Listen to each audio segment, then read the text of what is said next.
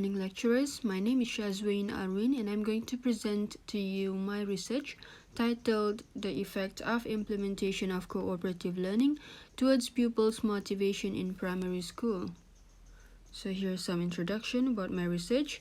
We are right now in the second wave of Malaysia Education Blueprint 2013-2025 and it has been ongoing for 3 years. So Malaysian teachers should embrace the 21st century learning approach to ensure the students are equipped with the right skills and values for the future.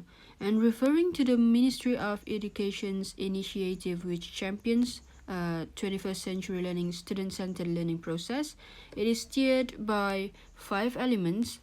Number 1, communication. Number 2, collaboration. Number 3, critical thinking. Number 4, creativity. And finally, values and ethics.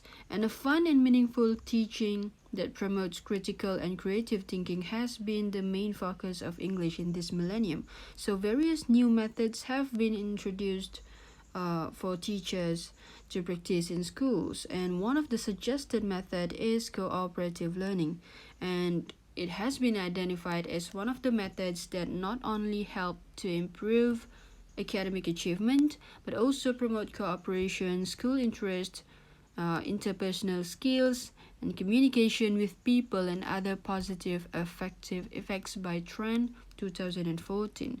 And Barclay here in 2009 said that if we want student engagement in the lesson, we need their motivation and also their active learning. So Slavin in 2013 said that motivational perspectives on cooperative learning presume that task motivation is the most important part of the process, believing that the other processes are driven by motivation. So motivation and cooperative learning here is firmly related. And the reflection of my past teaching experiences based on the theme implementation of traditional method in the classroom by the teachers, I saw that pupils were uninterested to learn English during the lesson, and I can also conclude that the pupils were considered to be lack of motivation to learn as they feel that the subject is hard, and learning a peculiar language, English in particular, is often considered a difficult task. And it may be because learning English as a second language is still new for the most of the young learners in our country. And these have led them to behave poorly in the classroom, and it also contributed to poor achievement of English language subject. The focus of the study, the problem statements are most teachers still use traditional learning methods in their teaching. So the thing is, the English curriculum is not only focused on teaching and achievement, but also focuses on mastering the language of students based on appropriate and exciting methods. So if the teachers use traditional learning methods, there is no balance point in diversifying teachers' teaching strategies because it's monotonous. And because of that, pupils still have poor English proficiency despite being taught by teachers since year 1, kindergarten to be specific. And this the review of related literature about my study. Sherman and Thomas, 1986, they said that cooperative learning improves the achievement of active, moderate, and weak students in English. And Slavin in 1990 said that the rationale behind cooperative learning is that students are willing to help their peers if they want their group to succeed. Besides, peers are said to be able to use language easily understood by students in explaining difficult concepts to their teachers. And Gan here in Malaysia, 1999, said that students think that a cooperative learning approach is fun because it fulfills the need for interacting together, creating a more secure and stress-free learning environment. Also in Malaysia, Tran in 2014 said that cooperative learning has a positive effect on students' attitudes towards English language learning. And my research objectives are: number one, to study the effect of the implementation of the cooperative learning method compared to the traditional learning method, and also to cultivate pupils' motivation in learning the English language subject. So these are my research questions. Number one, does the implementation of cooperative learning amongst Year 3 SK pupils affects the motivation of the English language learner in a primary classroom? Number two, does the implementation of cooperative learning at school relevant in today's time? Number three, what is the least and most likable activity that can be carried out during the cooperative learning session? Here are some informations about the participants of my study. School type and national type, located in Sungai Petani. Type of sampling, purposive because I chose them. Participants, Year 3 pupils. Enrollment, there are 6 pupils altogether, 4 boys and 2 girls. English language proficiency level, they are very low. So here's the implementation of action. Whitehead and McNabb's action research cycle came to be my choice, and there are several aspects constitute this model, which are observe, reflect, act, evaluate, and modify. So I chose this model because the steps taken in this cycle involved comprehensible steps and stages. Thus, the model was easy to work with, and it is clear to be utilized as a guide during the intervention of this research. So, the initial step of this model, it demands me to observe the surroundings or the environment in a school. So this had resulted in me finding out that several pupils are lacked the motivation to learn the English language in a classroom. And then next, when the observation's done, second step, which was the reflection step, requires me to think carefully about what caused the problem or the difficulty that occurs to the targeted group. And it turned out that the pupils were bored with the monotonous traditional teaching method executed by English teachers in a classroom. And next is to act. And in this stage, I had come up with the cooperative learning method to be implemented in the lesson as I were to study the effect of the implementation of cooperative learning in a classroom. And subsequently, an evaluation was then carried on as the fourth step. So at this stage, it was the implementation of the actions of the cooperative learning method. The results of the evaluation will be thoroughly discussed later in the findings of this research. And finally, to modify, I'll modify the feedback based on the feedback from the pupils.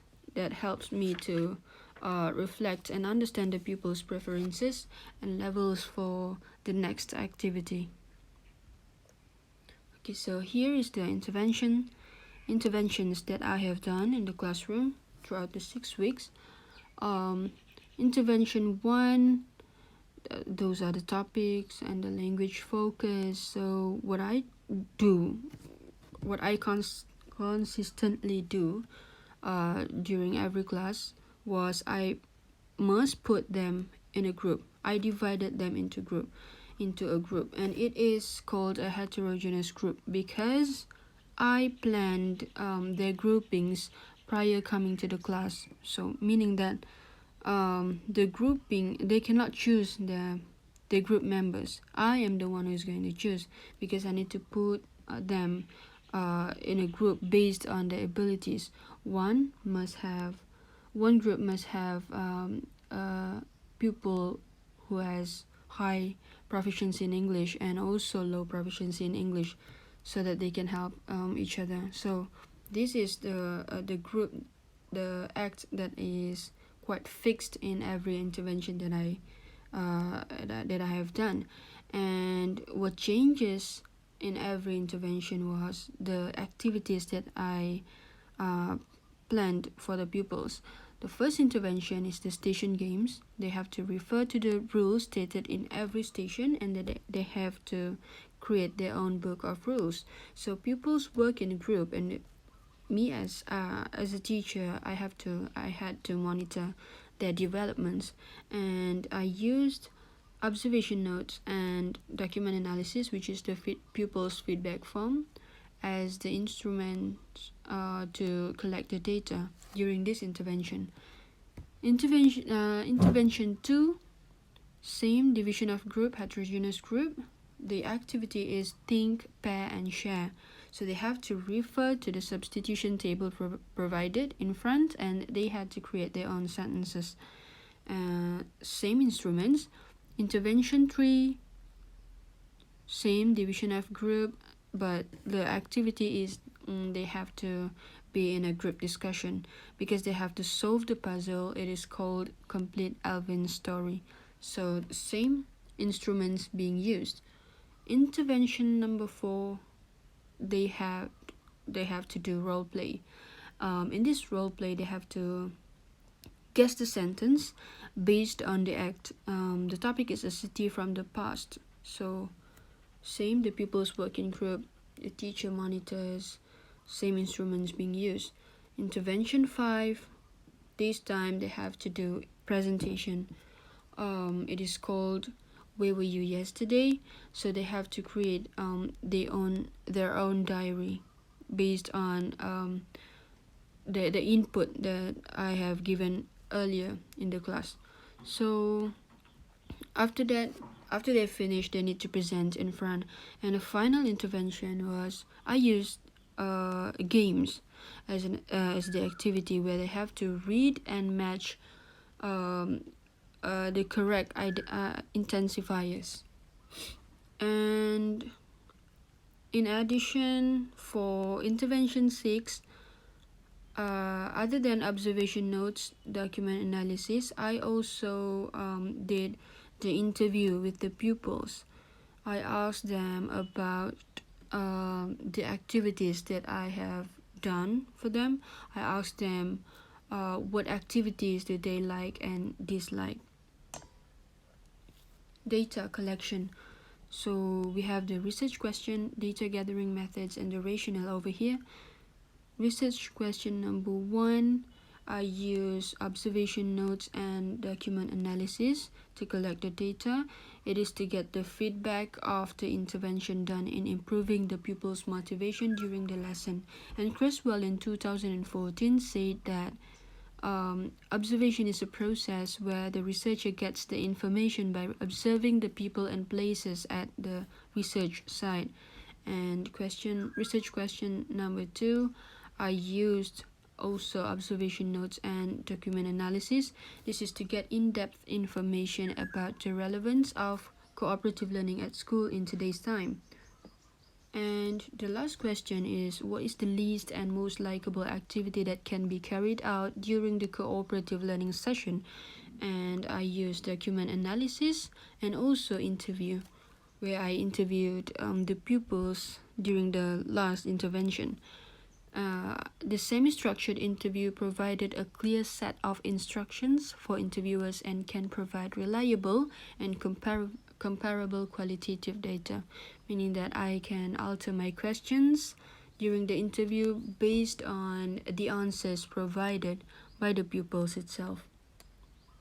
So here is the example of the observation notes form that I have used to observe the pupils throughout the intervention. If you can see there are 8 items for me to observe, mainly on pupils' behavior. These 8 items were categorized into 2 different categories. Number 1 is during the pupils' behavior during the teacher's input. Number 2, the pupils' behavior during the task completion in the group. Next is the document analysis. This is an example of the pupils' feedback form. So there were 7 items here where I've given the form to the pupils to the 6 pupils in every intervention, and I'd ask them to evaluate themselves based on the items that has been provided in the form. Analysis and interpretation of data. So this is my triangulation of data. I use interviews, pre and post. Like I said earlier, I interviewed the teacher to identify my targeted pupils, and also the pupils after the last intervention. I asked them about the favorite and the least liked activities throughout the interventions. And second is observation notes. As I said earlier, the aspects are on pupils' behavior during teacher's input and also task completion in group. Third one is document analysis, which is the pupils' feedback forms that I want them to evaluate about each lesson or activities done during the intervention. And I also use the document analysis to monitor their favorite and least liked activities throughout the interventions. From their feedback, whether they enjoy or not the lesson, I can actually see whether they like the activities that have been conducted during the lesson. Okay, the first interview with the teacher, where I asked the teacher about the participants first. I asked her how many pupils in this class looked to be very uninterested, and she said that there are actually a lot of pupils who seemed to be not interested, but she said that there are 6 pupils that looked to be the most uninterested during the class. So from this interview, I was able to identify the suitable participants for this research.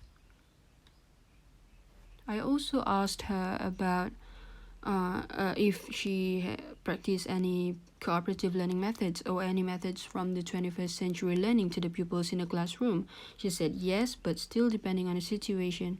And she said that it's most of the time it's not suitable to put them in grouping because there are too many of the pupils in a small classroom.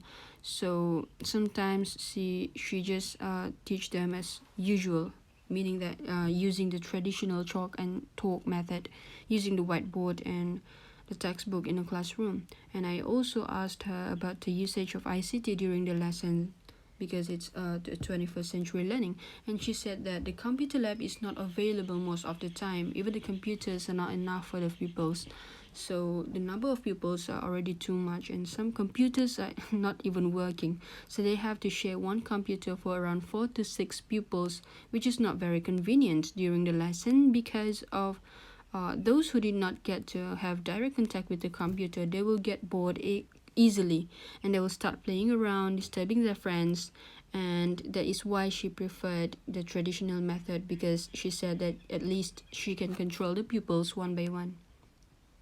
So here is the overall data of the observation notes that I have made. If you can see here at the right side of the slide, these are the aspects that I monitored throughout the intervention. 1A, 1B, 1C falls under the pupil's behavior during the teacher's input. 2A, 2B, C, D, E falls under the pupil's behavior during task completion. So if you can see here, the items are: the pupil gives attention to the teacher's explanation, the pupil asks about the material of the lesson, pupil answers the teacher's question. The other category is the pupil is focused during the learning process. They shows interest based on their facial expressions and also body gesture. The pupil has discussions and interact with their teammates. The pupil involves themselves in the task completion and also works hard to finish the task in the time given. And as you can see here in the data, there are improvements from week 1 until week 6. In fact, 4 out of 8 aspects, items actually reached the highest marks. The highest mark, yeah. And even though there are only 4 out of 8 that reached the high marks and the other 4 did not reach the high marks, but I still consider that there's still improvement to be compared with the first week of intervention, and that proves that cooperative learning do affect pupils' motivation in a classroom, because based on this data, there are improvements, even though not all of them gets the high marks at the end of the intervention. So this is the data, document analysis data, which is the pupils' feedback form. I put here intervention 1 to be compared with intervention 6 feedback forms from the pupils. I think the scenario is quite the same. Not all aspects got the highest mark at the end, but there are still improvements being made from since week 1 until week 6. So I still considered that the improvements are being made. So I still consider that cooperative learning still affects pupils' motivation in a positive way. And as you can see here, there are 7 aspects, 7 items that I had asked the pupils to evaluate themselves. Aspect number 1, I understand what I learned today, so they have to give themselves a mark about that. I enjoyed the lesson today. It is very fun learning with my friends. I like the activities that we have done in today's lesson. I did not get bored throughout the lesson. I discussed the lesson with my peers while completing the task in the group. I want to have more of the activities done today in the next class. And as you can see, there are improvements to compare the intervention 1 and intervention 6 pupils' feedback form here. So cooperative learning do affects pupils' motivation in a positive way. This is the interview that I have made with the pupils post intervention 6 after the intervention. So I asked them if they feel satisfied when they were put into groups during the lesson. People A said that he is satisfied, but sometimes he did not feel happy when they did not cooperate. And sometimes people C said he doesn't like it when some of them started to make fun of him. So I expect that he might experience a mocking incident when being put in a group previously. Some excited only when the teacher put me into a group of people that I like. Some would like it if they are being put in a group with their members, which I did not make it happen because, as I said earlier, it is planned, it's a fixed group because I want them to be a heterogeneous group and not just being with their friends. So from this interview, I was able to reflect and make inferences on the pupils' preferences of a lesson. Here's another one where I asked them to choose their favorite activities that I have carried out during the lesson. And there were 6 types of activities done during our intervention. The activities are games, role play, group discussion, station games, presentation, and think, pair, and share. So out of these 6, I asked them which are their favorites. So most of them answered games, which I came to a conclusion where games is the most likable activity of the pupils, and also only 2 of them mentioned role play, and I asked them why they did not prefer the role play, and I consider it as the least liked activity in the classroom. They said that the activity is too hard. Yes, so I asked them if what do they think is good or bad if the teacher does many cooperative learning, the grouping activities during the English lesson. Some of them said it's fun, and some of them still talking about their teammates. So it's good because my teammates are very smart. Some friends in my group are lazy. I don't understand the teacher's explanation. My friend can help me to understand.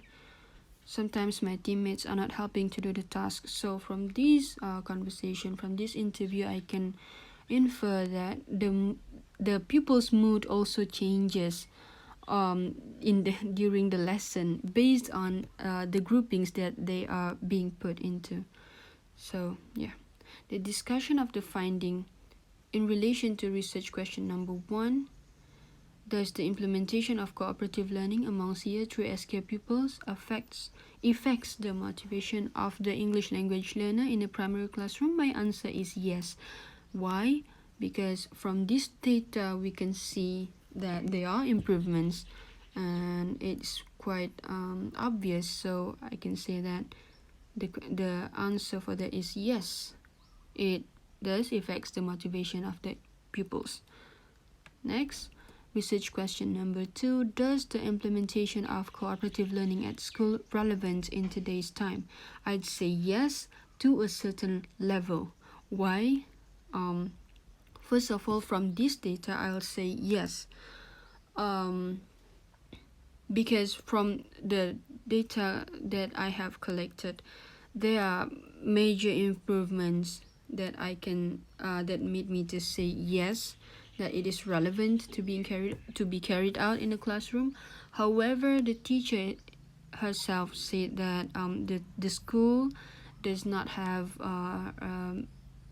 enough facilities or advanced technologies to be able to run the 21st century learning era strategies. So I'd say yes to a certain level, because some schools were not fully equipped yet. Some schools are not ready yet because they don't have the facilities that is needed to carry out the program that the government had asked for. So yeah, that is the answer for that. Discussion of findings. Research question number 3. What is the least and most likable activity that can be carried out during the cooperative learning session? So as I said just now, every activities have its own impact on each individual. So right here we can say that the most likable activity is game, and the least likable is role play, because they thought that it's hard. So that is the answer for this question. Yes.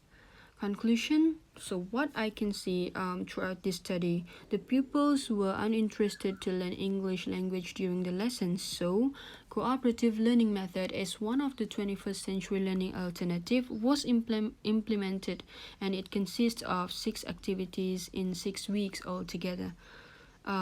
Improvement on from that implementation of action, the improvement on pupils' motivation can be seen throughout the data collection process, as you can see from the data earlier. And the grouping process can influence pupils' mood, and not all types of activities of cooperative learning suits each individual, meaning that every pupils has their own preferences, what they like and what they dislike. Not all schools are well equipped yet to cope with the 21st century learning demands, as I said earlier, but the relevance of the 21st century learning being carried out in school. So reflection here, English teachers need to diversify their teaching and learning strategies so that pupils can understand the importance of learning the English language in order to achieve the aspiration of TS50, which will see our national schools product is able to compete globally in all aspects. Suggestions for further action for me is to lengthen the time of the intervention, because the duration that was given was not enough for the pupils to bring out the best potential in getting themselves involving and participating in activities during the lesson. So if the term is longer, more strategies and more types of activities to be carried out in the classroom could be implemented to bring out the pupils' maximum potentials and cultivate their interest in learning the English language with various methods, so that pupils will find find the lesson more fun and meaningful, and hence improve the achievement in English language. So these are the references of my presentation today. Thank you very much for your time.